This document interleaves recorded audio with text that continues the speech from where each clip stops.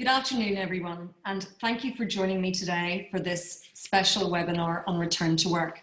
It's certainly a timely webinar given the recent announcement on steps to open up the economy again, and it is certainly a time for business to roll up their sleeves and get stuck into how they might reopen. I hope that all of you who've joined us today are safe and well, and that you are managing through the health and economic shock which the coronavirus has presented to all of us. This is a testing time for everyone, particularly those who are deemed as essential workers. This webinar is part of Armagh, Banbridge and Craigavon Borough Council's strategy to support their businesses during this time of uncertainty and confusion by bringing in experts to share their knowledge and insights. My name is Kitty Doran and I'm a partner at Lanyon Group, a specialist corporate communications company, and I'm delighted to host this webinar today on behalf of ABC. But let's begin with a short video welcome from the Lord Mayor of ABC, Mila Campbell. As Lord Mayor, I'm delighted to welcome you to this afternoon's webinar, Returning to Work. These unprecedented days have challenged employers across the globe to adapt their businesses. New working practices during the COVID-19 lockdown have included encouraging employees to work from home, working under new safety precautions in a changed working environment, and furloughing employees. As we move towards the release of further government guidance, we need to plan for the next stage of recovery. This morning, we welcome experts from different organisations to share their insights and knowledge for putting in place processes and procedures necessary to ensure a safe workplace. We are delighted to have with us today Gareth Walls, partner at law firm A&L Goodbody, Angela McGowan, Regional Director at CBI, and Brian Irwin, Chair of Irwin's Bakery and Chair of the Northern Ireland Food and Drink Association. And I want to take this opportunity to thank them for joining us to share their thoughts, experience and practical advice for safe return to work. Just a reminder that if you have any questions or need advice, I would encourage you to contact the ABC Business Support Team. A callback service is in operation should you need to speak to someone. Council have also launched the ABC Support Hub. So if you are a business requiring additional or expert support, we can provide you with free independent advice and guidance by experienced business advisors. To access this support, simply complete and submit the online form. Information for both services can be found by logging on to www.armaghbanbridgecraigavon.gov.uk and then clicking on the COVID-19 tab. But back to today and our webinar, which aims to provide you with strategic advice on planning for returning to work. Our host this afternoon is Katie Doran, partner in Lanyon Communications, and I want to thank her for facilitating this discussion. And before I hand over to Katie, I just want to say, stay safe everyone, and let us help you where we can. Thank you. So thank you, Lord Mayor, a very encouraging message of support. So today is about sharing insights and information to support the businesses as you begin to plan for reopening. And I am delighted to have Angela, Gareth and Brian with me. The format of today will be content from each of our panellists based on questions that I'm going to pose to them, and then some engaged discussion around some questions that we have already received from participants on this webinar. As the Lord Mayor said, if you have questions, please feel free to email them through the portal and we will endeavour to get back to everyone with answers after the webinar. We aim to wrap up around 14:50 and we'll keep an eye on the clock. So Angela, let me start with you. Right now, the biggest consideration many businesses face is planning for the reopening of their workplace. And the advice has been confusing, with the regions diverging from the Prime Minister's message, which went out on Sunday, and our own local executive update issued yesterday, the 5-step plan. Yet no one knows the sequence of dates around the 5 steps. Can you maybe explain to everyone what the CBI Northern Ireland's latest thinking is on returning to work? Yes, thanks, Katie. It's quite interesting because certainly at CBI, and we were talking about this on the webinar this morning, and I think our Director General, Carolyn Fairburn, talked about, we've kind of moved on beyond the return to work, and we're starting to think about the whole economic recovery and how we really start to grow the economy, because many companies and firms, not just in CBI, but right across the UK, have already being open. They've tried to maintain a presence, whether it's moving online or particularly for service companies, they didn't really shut down. They always had people working from home, for example. So for many of them, it isn't actually a return to work, but they see it as kind of we're into phase 3. So phase 1 was the initial chaos and trying to scramble around looking for solutions about how you'll continue some sort of level of operations, and also trying to see what support was coming from government. And then phase 2 was, well, we have all this support from government. We have the furloughing, the job seekers, or the job retention scheme, and it was about how do we implement that? How do we use the government's financial instruments to get us support?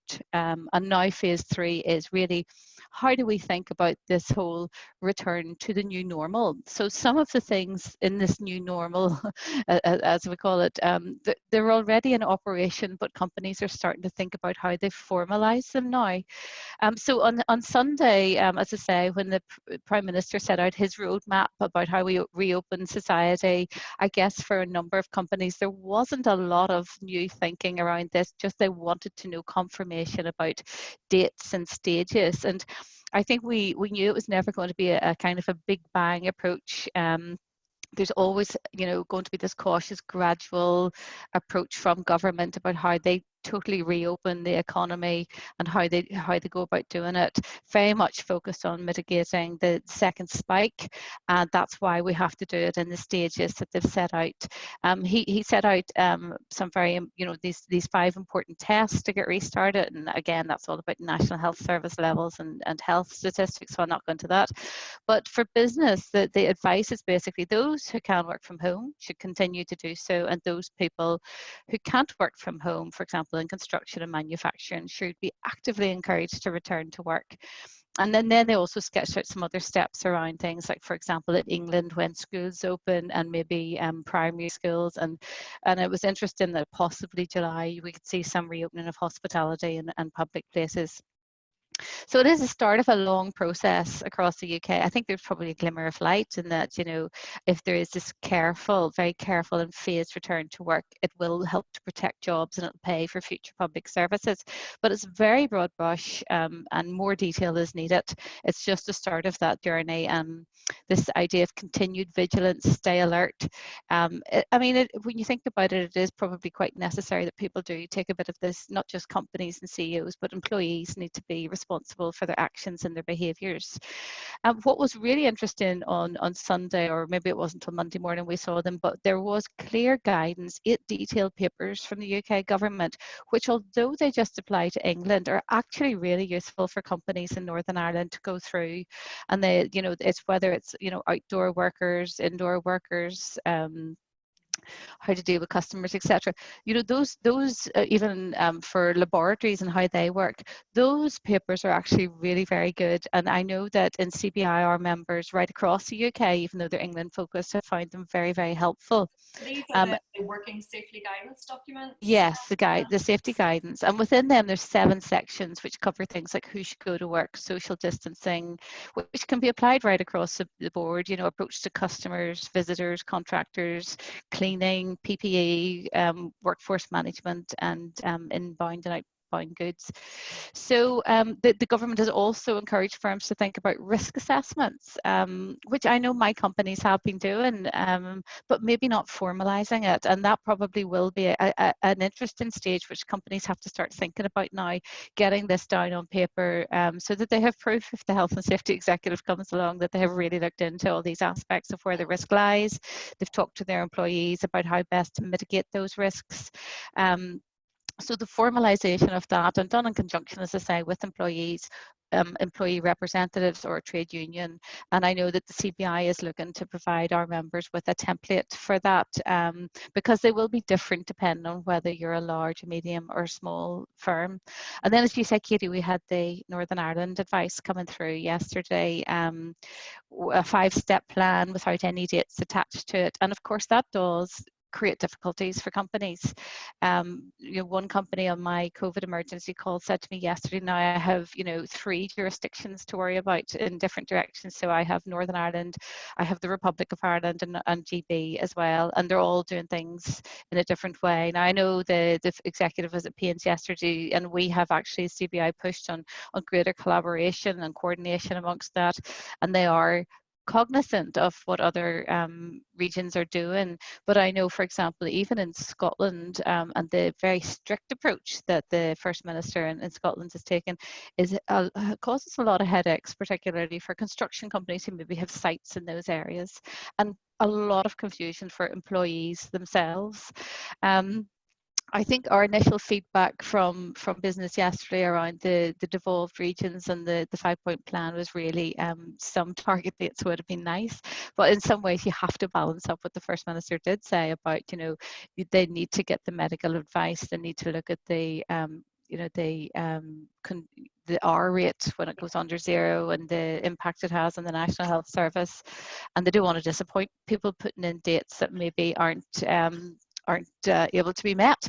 So, I think we have to balance up what we can do in the devolved region and try and use what's best practice in the UK at the same time, and that's what companies should be doing now.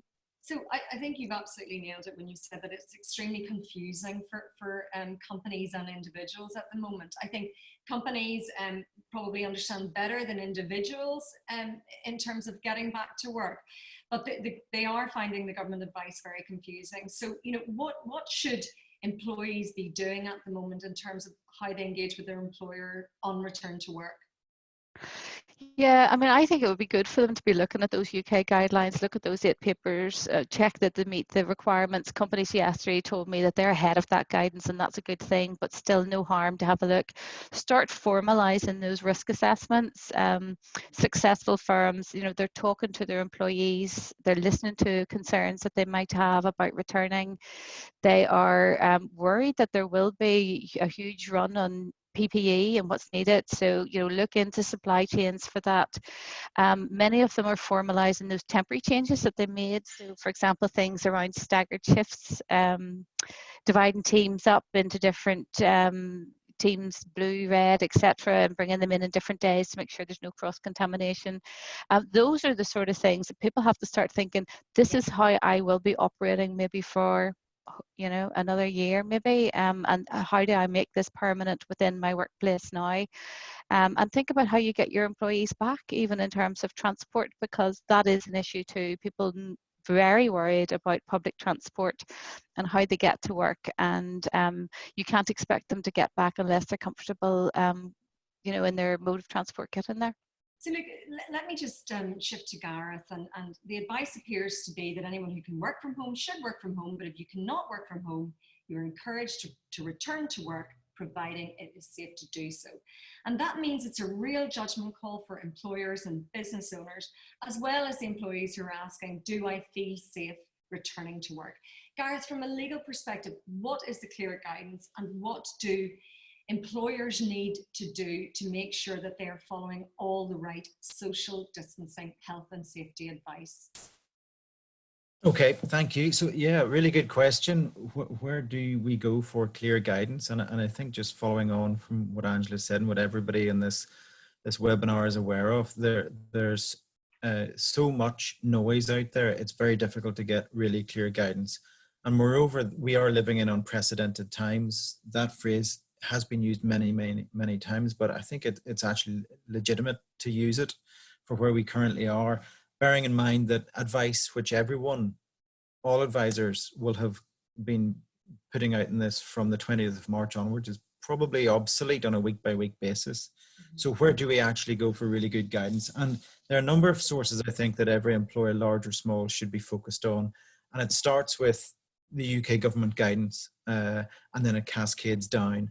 I think it's really important to go to the DirectGov website to understand that, to navigate that, and to see where the absolute updates are coming from. The clarification of what a minister might say is found in the government guidance which follows, and that is where the ultimate source is going to be, as opposed to anything which the Chancellor may have said in an interview from time to time, which is maybe picked up by the media and misinterpreted.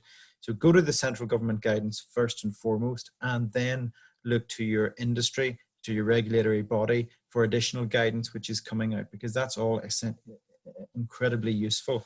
Angela mentions the various guides which the UK government have produced, and while they are ostensibly for use in England, they are nevertheless very, very useful. Overlay that with, for example, what the HSCNI is producing in relation to the risk assessments, genuine health and safety measures for the Northern Irish workplace. That is an essential and very useful resource. And then maybe you look at some of the additional pieces which are being produced. The Northern Ireland Engagement Forum, which is a broad range of members. It's been created following this pandemic. It's made up of a number of unions, it's made up of industry bodies, it's made up of business-related bodies as well, and it is chaired ultimately by Diane Dodd. So there's a lot in there, and what they produce is also worth looking at. Beyond that, actually, there's so much noise out there. In a sense, take it with a pinch of salt, everything you read, bearing in mind, as I said at outset with this, almost everything changes on a week-by-week basis. The furlough scheme is fundamentally new, but is also, as of yesterday, fundamentally different, and we still await guidance in that, which the Chancellor says we may not see until the end of May. So we're in another lull period while we wait for clarity, and that, unfortunately, is just the situation we're currently in. And I want to touch on the furlough scheme with both yourself and Angela in a minute or two. But so Gareth, if I'm a business owner, if I'm a shop owner, what should I be doing right now to protect my staff, my teams, my customers as they are going to be returning into my premises, my place of work? Okay, so there's an awful lot to this, and all I can do at this point is give pointers to the employer's obligations from a legal perspective. And let's go back one step just for the moment. No one could forgive an employer for failing to plan for lockdown or for work from home or for furloughing, because it was entirely new. And consequently, there has been a degree of patience between employees looking at their employers in relation to this. But I would also caution and say that time has passed. Everyone is now looking to their employer to plan, to communicate effectively and appropriately and comprehensively to their staff. That is the underlying message in relation to this. I think communication is critical, planning is also critical, and we need to be open book in that. There are many things an employer should be doing, and it is what I'm going to say now is not industry specific. I haven't broken it down between small, medium and large scale businesses, so I accept that not all of this will be useful for everyone, but it is nevertheless important.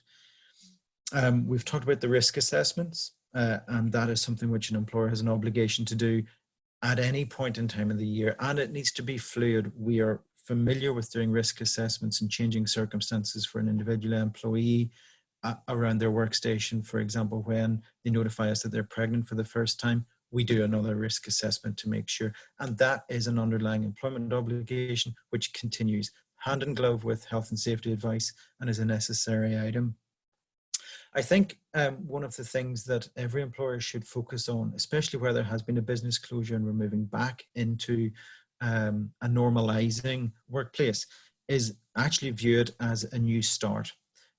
View the returning employees as a new employee and effectively go through a revised induction checklist.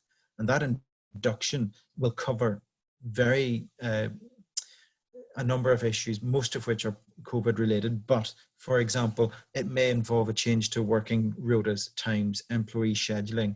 Angela talked about certain employers creating teams within the workplace, and they all come in at different times. It may be changing the standard Monday to Friday 9 to 5 to 7 to 7 with teams coming in and leaving with no overlap. It may mean closing communal areas like canteens or the 2 meter social distancing where possible. It will mean regular screening, temperature testing. seeing what is out there in relation to test kits, whether they work or not, whether they're accurate, whether they're good for your business, whether they're worthwhile having, have them, and then train your staff with them. There's no point having any resource if there's no training, and moreover, there's no application. Consider formal training and social distancing, whatever that social distancing application is within the physical location of your workplace. Let's map it, train it. Let's train people on hygiene protocols. That may seem relatively simplistic, but it's something that employees want to see and they need to see. So let's make sure we have a training protocol on that. Make sure that the physical premises are deep cleaned before anybody returns. Make sure that there's sanitization stations for everybody when they return. Give the employees the comfort that they need to see that not only does the employer understand its obligations, but it is also implemented and will police and maintain those. Consider repurposing of your physical location. Some of your rooms may be repurposed, as I say, into an isolation room if there's a concern about testing or symptoms being displayed.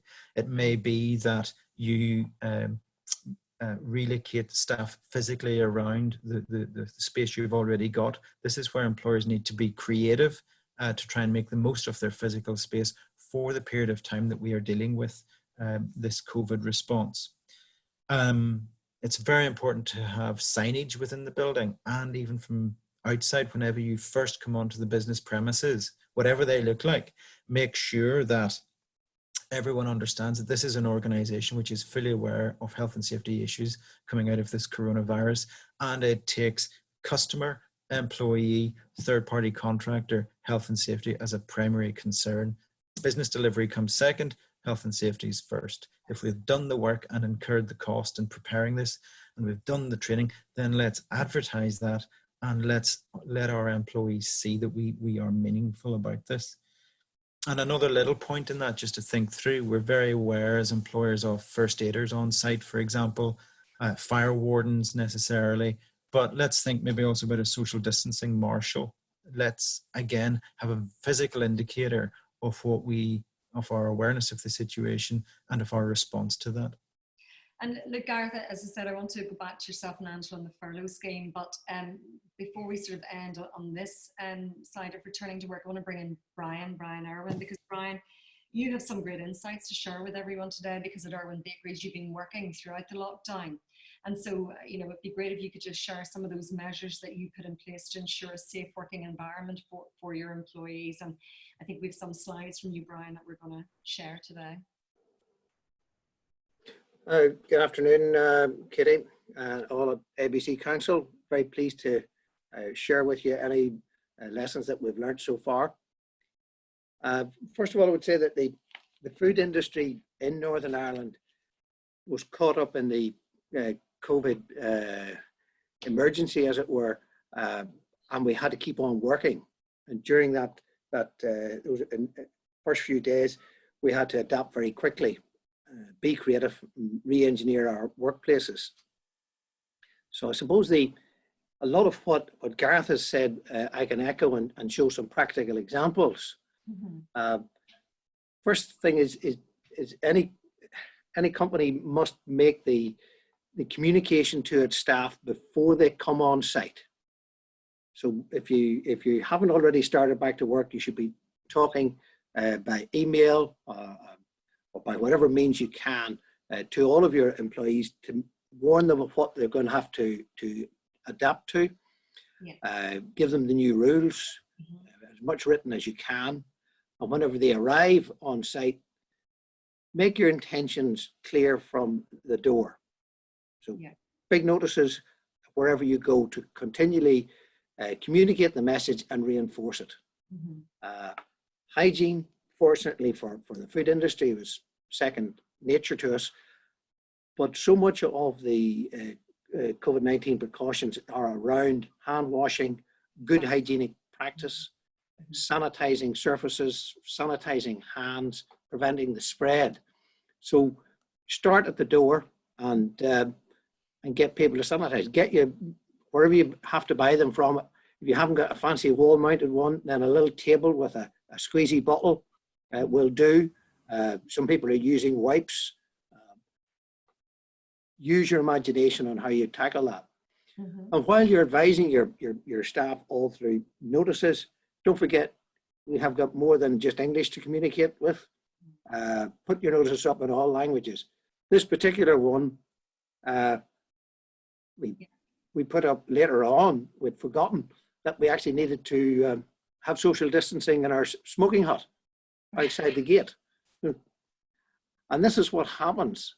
As you get into it, you begin to realize there's lots of areas to be considered. Mhm. So the first and foremost thing is form your own COVID committee, COVID team, yeah.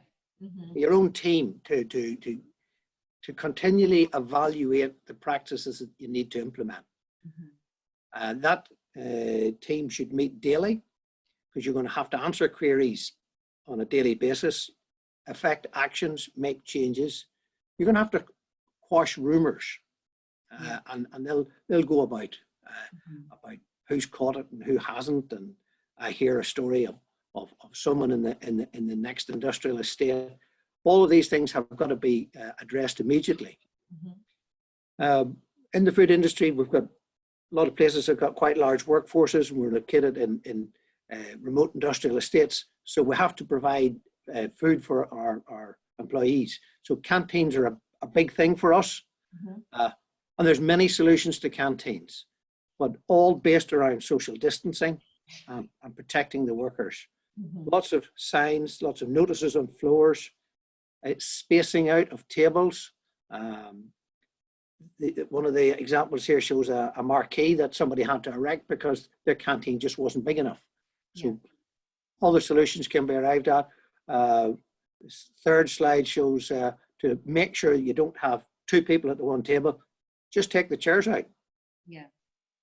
And also you've kept it social by sort of having the table still facing each other, and, you know, so we can still keep it social and a human interaction with, but make sure the distancing is there, Brian. Absolutely. A canteen is an important place for social discourse. Yeah. You know, people feel more at home. Mm-hmm. They're able to mix with each other. Mm-hmm. The other things that we've had to do was on the shop floor. This goes for any type of manufacturing or assembly or distribution business. Create space as much as possible. Mark out places for people to stand. If you have to extend conveyor belts to give people more space, then do so.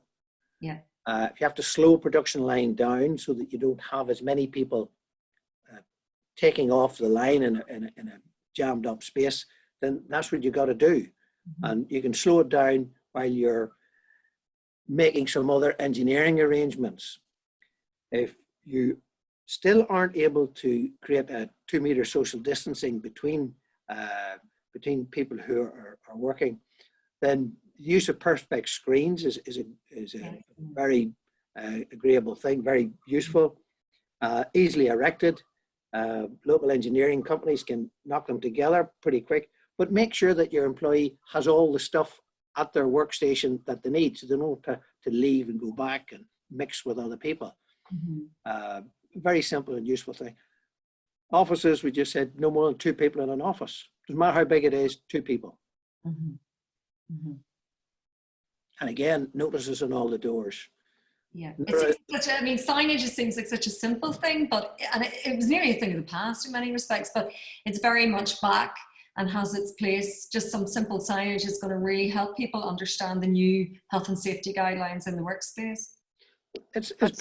Sorry, Katie, I was just going to say on that one as well, though, that a lot of companies are saying now they have to make that signage permanent. You know, they put up temporary signs, and that is part of phase 3, is making sure they have permanent signs there. The partitions can be suspended from the ceiling if you can't get ways of erecting them off the floor. Even our wash basins had to be separated out there. If factories don't have good hand washing facilities, you're going to have to think about that, because hand washing is one of the building blocks of good precautions against the virus. And In the early days, we were washing our hands 10 times a day. So we ended up providing cream for people. For people's hands, yeah. A simple thing all around staggering shift time starts with pinch points built up at the time clocks, at the changing rooms. So even with staggered shift starts, we're beginning to get bunching up. So we introduced a quota of number of people in an area at any one time, lines along the corridor for people to queue, and one of Gareth's social distancing marshals on duty at the shift changeover time, just to ensure good behaviour and remind people. Very effective, and also that person was able to chat with them all. Well, this is a very detailed slide, Brian, which you kindly pulled together, really working through quite a lot of the steps that you've taken, which you've covered verbally there with us. But, you know, it's probably a very small percentage of everything that you've had to put in place, but it's useful for people to see that today. Yes, and I suppose it reflects that you've got to make an adoption in every single part of your business process. You know, from goods in, from entry through the door, all the way through to delivery out of your goods to customers. You've got to think through all of those steps where social distancing has got to be enforced. You've got to communicate that to each of the individual workers.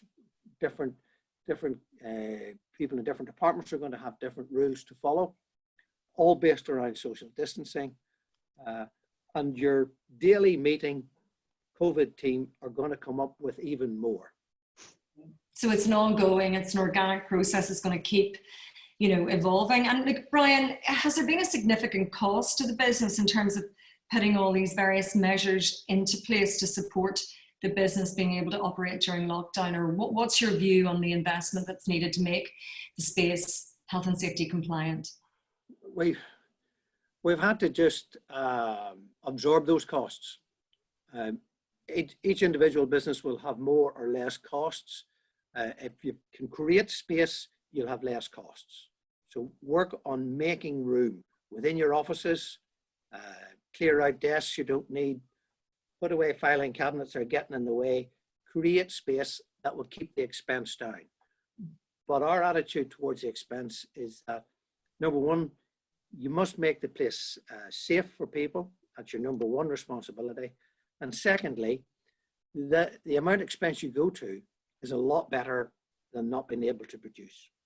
It's an investment. And look, Brian, I said at the beginning, you know, for those businesses that aren't in your space whereby you've been working during lockdown, there's nearly a fear in businesses, like where do I even begin to roll up my sleeves and start to think about all of this? What advice do you have for some of the businesses that are participating in the webinar today in terms of, you know, what do they need to do to really think about how they get their workplaces ready to reopen? Think about the key principles of social distancing, hygiene, hand washing. Those three things, get those right.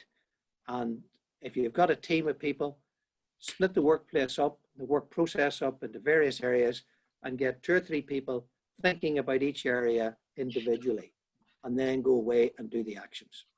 Okay. Look, I just want to touch on furloughing for a minute or two with Angela and Gareth, and also to get your view, Brian. But Angela, good news from the Chancellor yesterday that the scheme is going to be extended, and that we're not going to dangle over the cliff edge, as he put it. But how should businesses be using this news around the extension of the scheme to think about their longer term business planning? And Gareth, I want to touch on you after Angela on some of the legal implications of the scheme. Thanks, Kitty. Yeah, no, the flexibility around furloughing and the extension of furloughing is something that we had in CBI really been pushing for, because we recognise as the economy comes back that people will want to bring their employees back in stages, maybe a 3-day week as opposed to a 5-day week, because the simple reality is that the revenues won't be there. It'll take time for the revenue streams and the demand to come back, and consumer behaviour will have changed. So that flexibility is very important. we didn't see the detail in that yesterday. I mean, at the moment, companies have to work with the furlough scheme as it is right up until the end of July, because that is the current furlough scheme. And then after July, hopefully up till the end of October, we'll see that the detail come through of how that partial furloughing will work. It is quite complicated, and I think, you know, what we're pushing for, because firms do need the time to plan for this and to plan for these changes. So we're certainly saying to Treasury and to government, look, that planning should be happening from early August. So we need the details by then. And I think, you know, for us, one of the other interesting things is, I mean, furloughing is costing 10 billion per month for the economy. Huge, big increases there in terms of public debt, and certainly we need to start thinking as well about how do we start, you know, paying for some of this debt that comes down in the future, and looking to government to, as I say, it's not just about restarting the economy, but how do you grow it to really start paying for the support that businesses need for the next few months. But I think companies need to start thinking about, you know, in terms of demand, where the demand is coming in, how they see their revenues coming in. It's like steps of the stairs, and start to think about how many employees will I need to have back for each particular stage. It is very, very difficult.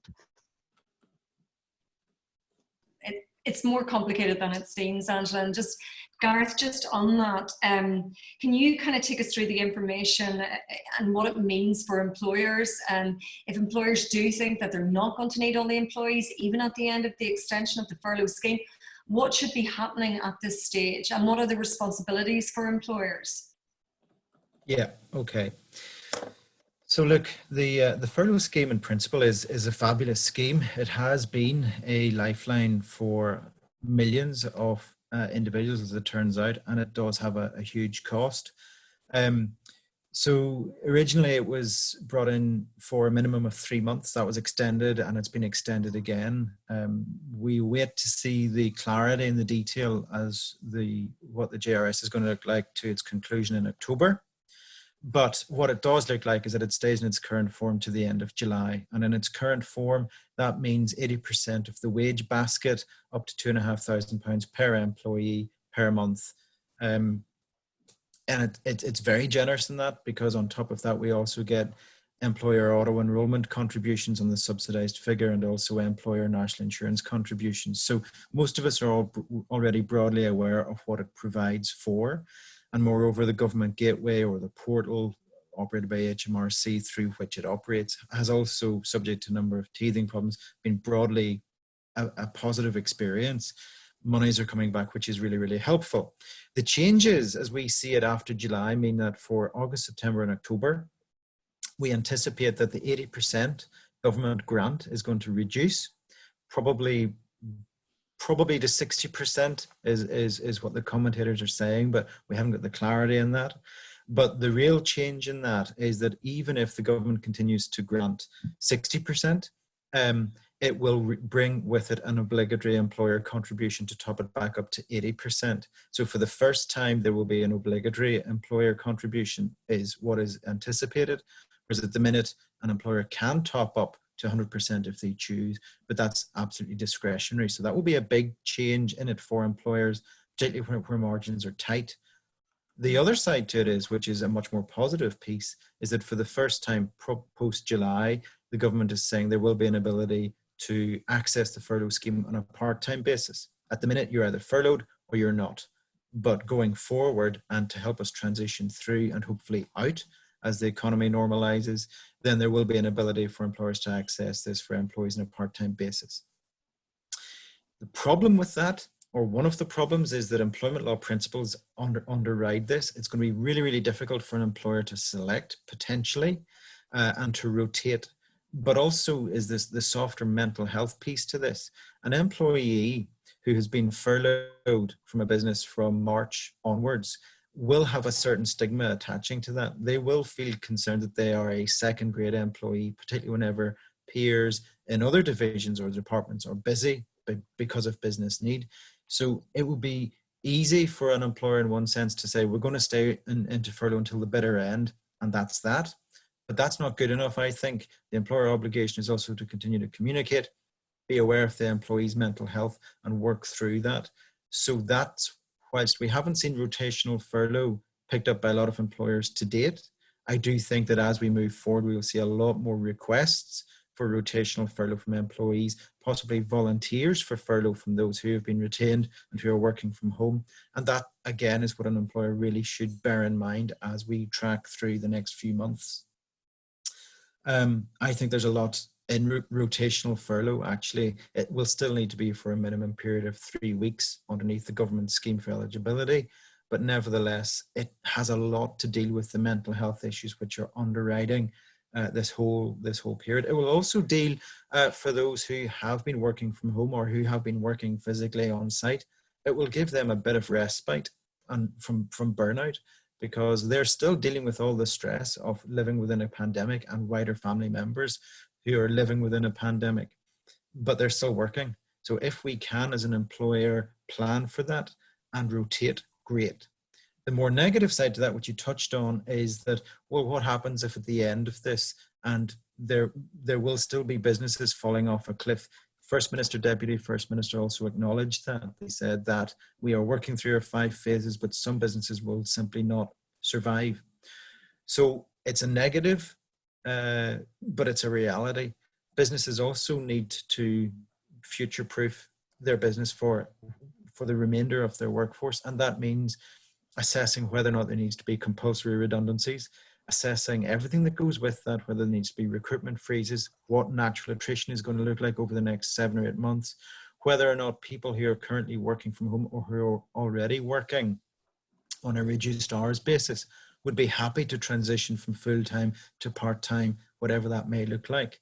And all of those elements are something which an employer should be considering now. And if we have no choice but to consider redundancy, then bear in mind that a redundancy consultation can run in tandem with being furloughed or working from home or whatever. So that is where, once we do the planning and analysis, and if we need to make tough and unpleasant decisions, we need to start the statutory consultation process and comply with the employer's contract of employment, whether unions are involved, there may be a collective agreement. All of that information needs to be assessed and brought into the planning process now. And if that means commencing a redundancy consultation in advance of the end of furlough, then that has to happen, and that is legitimate. So fundamentally, we should make use of this scheme. It is a flexible scheme. We should be creative with it as far as we possibly can. But that does not remove the employer's obligation to continue to plan for the future, even if that means hard decisions. And look, you touched on the kind of mental health aspects, and I do want to talk about that a little bit for a minute or two. You know, there would be a lot of people really feeling very anxious about returning to work. I mean, Angela, what advice do you have to employers in terms of how they manage that? Because some people will have genuine anxiety in terms of their fears with returning to work. Well, we're certainly finding, and we've run a few webinars on this on our CBI site, that the more you engage with the employees, the better. So having that constant communications with them, and I think assurance, it's really about demonstrating to them that you have made the workforce or the workplace a safe place to come back to. And I mean, we've been pushing on government. Really, I think probably the message needs to be, instead of this stay-at-home message that we're still saying, it needs to be, you know, go back to work if it's safe to do so. And then the onus is on the employer to make sure that they can demonstrate to their employees that they have, you know, adopted a range of those measures, such as Brian has outlined today, where employees do feel really safe coming back, and it helps to reduce that anxiety. I mean, I think a fantastic example I had, it was of one food distributor, and she said in her workplace that the employees were coming in to work with face masks on from their transporter travels, but once they get into work, they were so confident that their workplace was a safe place to work that they were taking them off and only putting them on again when they left to go out the door in the evening. And that's the place that you want to get to, where employees are absolutely assured when they're in the workplace that they're going to be safe. And Brian, you know, have you experienced much of that at Irwin's Bakeries, where the employees are feeling very anxious and nervous? And what sort of steps have you taken as an employer to kind of address some of that? I think the first thing we've done is we've talked to our employees as much as possible in groups through their trade union representative, and shared with them all the the good practices that we've adopted and that we're keeping to. We're taking a very proactive approach there, and it's all about reassuring all the time. And if you have to make some adjustments to a person's shift pattern or where they work, don't be afraid to do that. Be flexible. And if you show willingness to meet the employee part of the way, it can be incredibly useful. And look, we've had lots of questions come in before the webinar started, and I just want to try and get through a few of them before we wrap up, and we only have a few minutes left. Gareth, a lot of them are around the legalities to do with the furloughing scheme. Somebody asking, will it be possible to gradually bring staff back from furlough in line with an increase in my business activity? Otherwise, can we refuse to bring staff back from furlough, and what are my options? Can you bring staff back from furlough? Absolutely. As long as the individual has done at least a minimum of 3 weeks on furlough, then they remain eligible for government funds. But if business is picking up, great. You notify the employee, bring them straight back in. They can come back in a day's notice, as long as we can also guarantee and satisfy health and safety, social distancing, and all the measures that we've talked about. But yes, in principle, you can bring the employee back from furlough, absolutely. Otherwise, can we refuse to bring staff back from furlough? That's a different option, really, isn't it? Yeah, I'm not entirely clear why I think the next would question is refuse. probably a little bit clearer. This person's asking if they reopen in June and remove staff, take staff off the furlough scheme, and they put in place all the necessary sanitising and social distancing measures, but the employee still refuses to return to work, saying they don't feel safe. What is their legal stance? Okay, so that is a combination of probably everything that Brian, Angela, and I have been saying today. You know, communications are critical in this, and reassuring employees that we are aware of our obligations. We have met those obligations, and we will continue to meet those obligations. So as long as we, as an employer, are in line with public health guidance, we're in line with everything we're hearing from HSE, and we have done everything we possibly can, risk assessment wise, to provide a safe place of work. Ultimately, it gets to a point where if an employee refuses to return, unless they are a shielded or a shielding worker in a very specific category, then ultimately, from a legal perspective, that becomes an unreasonable refusal to respond to management's request. And that does sound quite hard, but as long as the employer has done everything it can and communicated it effectively and can satisfy to the reasonable observer, and if that means the HSE and getting them in, then if an employee continues to refuse, then they're in breach of contract, bottom line. So look, a lot of questions as well from the retail sector. Angela, you know, how do I manage fitting rooms? What are the guidelines for in-store shopping? What about the hands-on retail, personal grooming? You know, where can these smaller businesses in retail and personal grooming go for advice? Where's their best place to find out how they can start reopening and ensure all the health and safety requirements have been met? I mean, I think probably that level of detail I have not seen, but I would look at the guidance, those guidelines that have been set out by government at the weekend around social distancing and how it's done in various spaces. And I would look at that, would be my first protocol. And then locally, as Gareth alluded to, you know, we have our own you know, the health and safety executive with the trade unions and CBI around returning to the workplace as well and making it safe. So I would look at those as well. But I think probably, you know, a lot of companies are being very innovative on this in terms of coming up with solutions themselves, and you know, it's really up for them and their own risk assessments to show in each area of the business what they've done to the best of their ability. And at some point, I suppose, you know, if you can't social distance in certain things, you're going to have to accept that maybe you're going to have to go and sell in a different way. A lot of companies that I'm talking to are thinking about digital. There's been a huge big move towards digital sales, and certainly from the webinar we had with the CBI this morning, we use our international stakeholders to tell us about best practice there. And certainly in Asia, we heard from somebody from Asia and somebody from Italy, and even though, you know, in China, for example, 80% of manufacturers are back and restaurants and malls are open, consumers are behaving differently. They do want to go back into crowded places. So consumer sales still down about 30%, for example, in China, and certainly on the metro, you know, the volumes are down 40%. So even though companies are maybe trying to implement this, it'll take a while before consumers change too. So you really have to, it's not just about making sure your employees understand how they'll be safe, but you have to have communications with your customers as to how they'll be safe too. Otherwise, you won't get them back through the door. And I think in the interim, digital is the solution for trying to continue with sales and keep revenues up. So look, I'm conscious we're just a minute after 14:50, and I just wanted to wrap up, and sort of the key takeaways for me today are very much that, you know, communication is key, and as Brian has said, that's communication with your team and your stakeholders. So really mapping out who are your key stakeholders, who do you need to be communicating with. And once again, Brian sharing with us the importance of involving and co-designing processes and procedures with your employees. So that team COVID in your workplace is hugely important. And finally, as employers or as business owners, making sure you've taken all reasonable steps to ensure a safe workplace for your employees and clients and customers. I mean, I think there's quite a lot of positivity today. Maybe this is what the business community needs as well, to be encouraged and to hear those positive messages about returning to work, because Brian, you've been fantastic working the whole way through lockdown. I think people are feeling apprehensive and scared, and so the more information that can be shared with them will hopefully give them the confidence to start that planning to reopen.